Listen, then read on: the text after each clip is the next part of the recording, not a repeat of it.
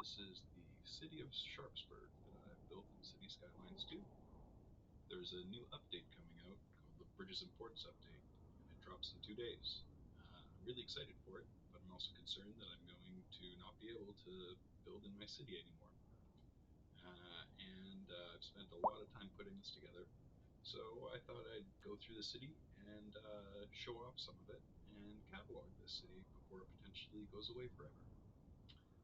Thanks for joining me on my guided tour of Sharpsburg. A bit about the region itself.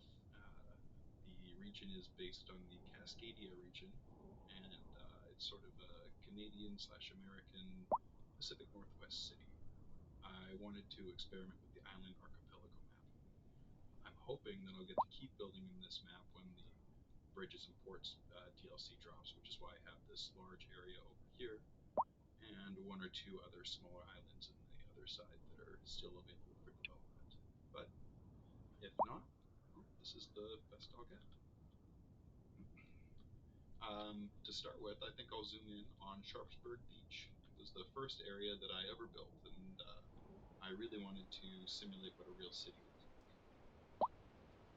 I started by building a waterfront town and added a bunch of mixed density buildings, medium density buildings with a bunch of different textures, and then I watched a YouTube tutorial on how to put together a real looking beach in some Skylines, and I thought it turned out pretty nicely. I also added ferry services and a train yard in here, and then from here I realized that I had to add some industry. So adjacent to the town I built an industrial sector and a small agricultural area, as well as a city park. The first energy that was growing from the city all came from this wind farm here, until I wound up building a hydroelectric station later. From the Sharpsburg Agricultural Reserve, I also realized that the industry needed a train depot and a rail system, so I built Sharpsburg Station. I imagine this is sort of the natural expansion to the city. It built out along here, and I also built a cruise ship port to allow me to bring in citizens. Up here is a fortress that came with the map. This fortress always existed here on top of this hill. I wanted it to be a key feature of the city, so I made it its own separate area and created a beautiful park and centered it around this sort of major island. Then I built Sharpsburg Heights, which I imagined is sort of a more affluent district. It's a larger residential section that builds off on the other side of the beach, and then across from there was Butler End. This was a random name that was assigned to this area, and I thought it was fun, so I kept it. And then there are a number of smaller communities over on the other side of this highway that intersects through the city. I was very pleased with how I built this highway network, having this highway always existed, and I managed to connect it with a series of other highways that interlink throughout the city and allowed transportation to move through it without many serious bottlenecks. There were a few I had to address over time, and I learned a lot from implementing this highway system. I think it's really cool, and sometimes I just like to hover over sections of the highway and watch the cars move around in each direction. But I digress. Back onto the tour. I liked trying to build farm area, and then I tried to build some more farmsteads over here as more agricultural land reserve area, and then I had some more communities built around here. A few of them are gated, so it prevents people that aren't from the community from driving into them, like Elk Ridge here. So commuters will instead travel around and across the highway. Then the next section that I expanded to was actually out over here. We'll get to the city later, but the next big expansion I realized was that I needed a place to have all of my major industry and a place for all of my landfill and recycling. And since the wind blows in this direction, going into this valley, I realized that the best place to place all of the garbage would be at the closest place to that. So that's why all of the major industry and garbage centers are over here. Then I wanted to also experiment with building different farm layouts, and I looked at real life maps to inform me on what farming looked like from above. And I also built some forestry sectors into here, as well as a large nature sort of because I thought that it would make the city look better. So that's what these regions are. And the Lord Bedford Nature Preserve and Barlow Station, which then led into another sort of major rail junction because I started needing more trains and more subway systems. Because there's actually a massive subway system that goes through the entire region. Chow! There we are. Ooh, isn't that pretty? And as you can see, there's a subway line that goes here and loops underneath and all throughout the major transportation network.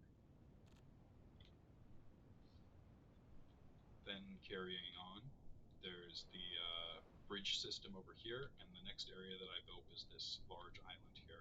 From the original base map, I actually did a lot of modifications and lifted all of this land out of the water and sort of connected this island over here and another island that was normally right here.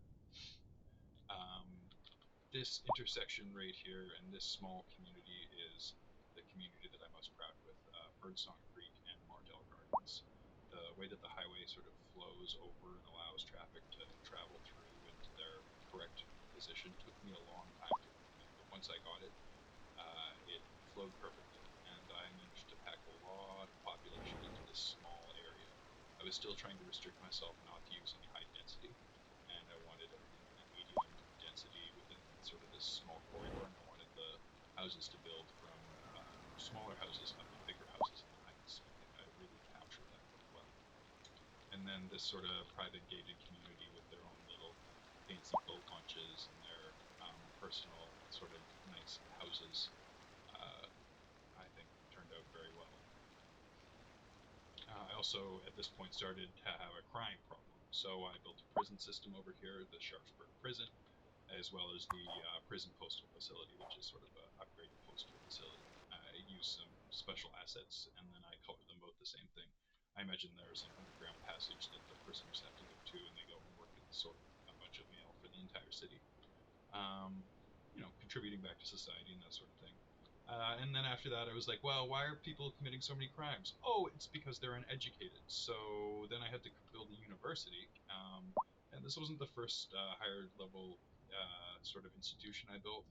Previously, there was Sharpsburg College, which I'm going to pan back to, and it's this sort of spot right here. But it's a really small college, and historically, many cities have these sort of small colleges that didn't get enough land outside of their original area. So this one I imagined is a bunch of endowed land. And even at the time that I was sort of building up this university, I realized that it wouldn't be the quote unquote final university I wanted to build. So I've already sequestered a large future research and science area over in this region.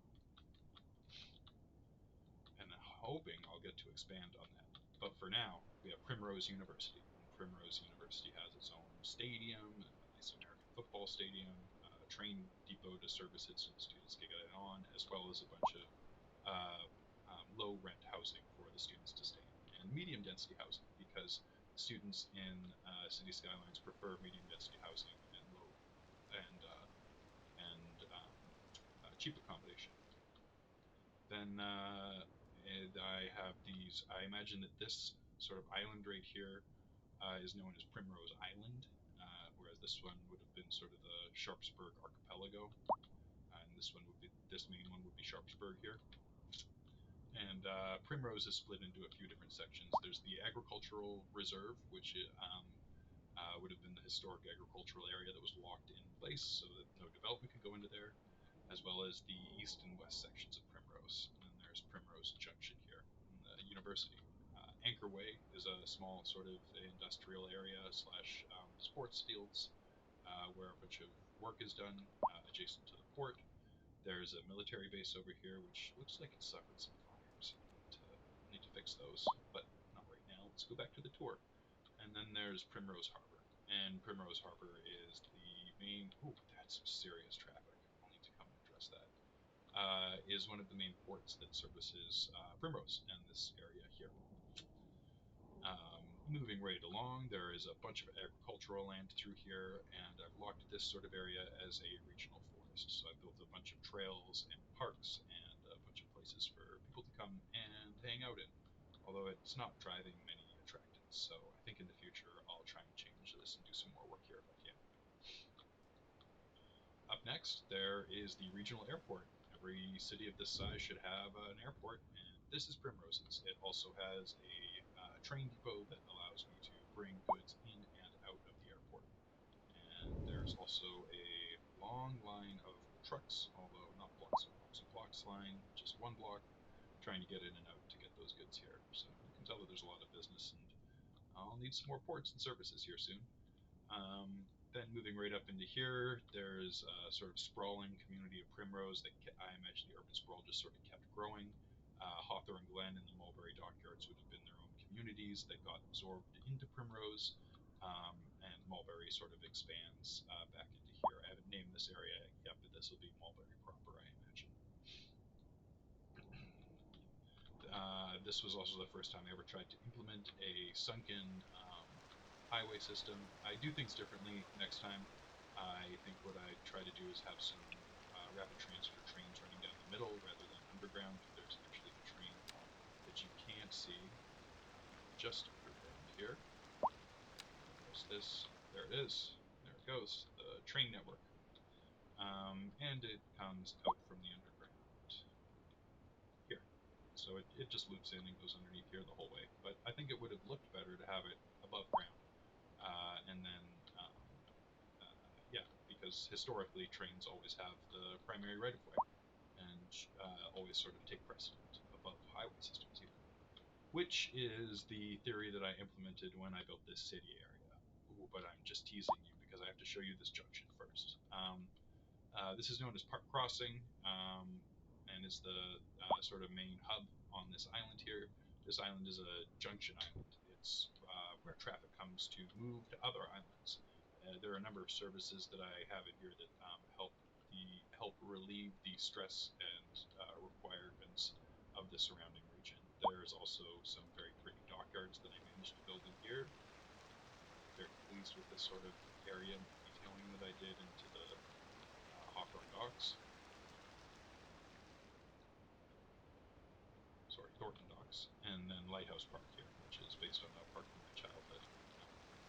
Any good Pacific Northwest city should have at least one lighthouse, so I used one of the other props and sunk it into the ground a little bit to make it look like a lighthouse. And then, of course, there are a couple of gated communities through here, the Victoria Estates, Moonlight View, and then a major port and terminal here. And I built up these ports and terminals and this freight hub system because I knew that I wanted to build a city. And this city is the city of Sharpsburg. I named this ridge Tumbler Ridge based off of a region in northern British Columbia, where I used to work in my youth. And with that named, I thought, hey, let's name the rest of the island Sharpsburg, because I'm a dummy and probably should have named it Tumbler City, but oh well. There we go. So Sharpsburg, the city itself.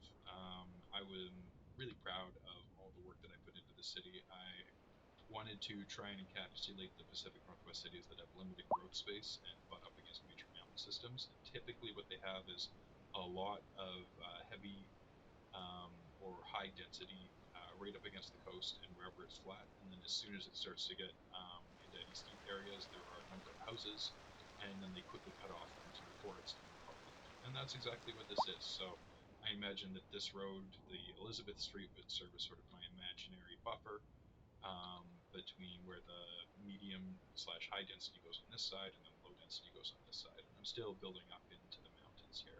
There's also smaller communities around the side, but what you really want to see is a tour of the city. So as you can see here, I followed the rules this time with my train placement, and they have the right of way. So the rail network is actually the major corridor that goes through here, and then I built a highway on top. Now let's take a tour along the highway and just appreciate the city, basically.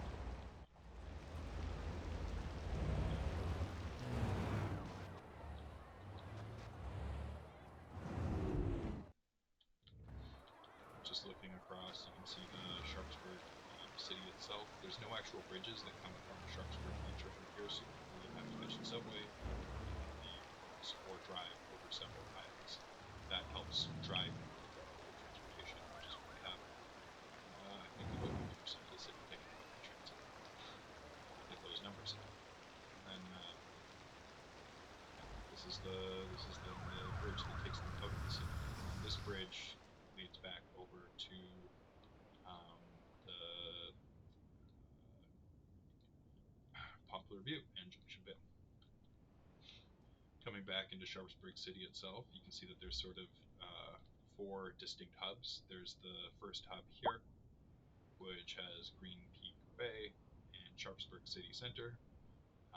Then there's the second hub here with Moose Stadium, which is the local sports team, soccer team, and you can see here that the stadium itself, I've done a bunch of detailing on it actually with Moose in the stadium. Yeah, a whole bunch of demos on the side here to try and make it look like a real stadium. And zooming out and taking a further view, the third location is Brook Corner, and then there's going to be another neighborhood that I'll name it here. And then the fourth one is this sort of long strip that comes along here that's on the other side of the highway. And they're separated by Elizabeth Crossing, Sharpsburg City Park, and the Rail and Highway Junction, which is all this sort of continuous strip through here. And then there are a number of ways for people and vehicles to move between the two sections, between each of the individual regions. I'm just gonna take a minute or two here to zoom through here and just check out some of the city.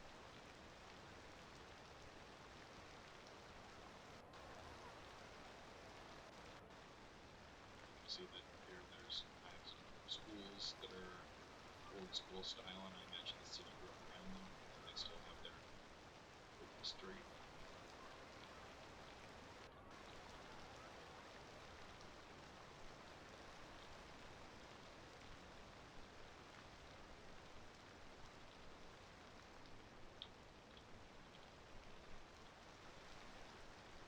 Then there's the subway system that obviously runs around, and the train tracks above here.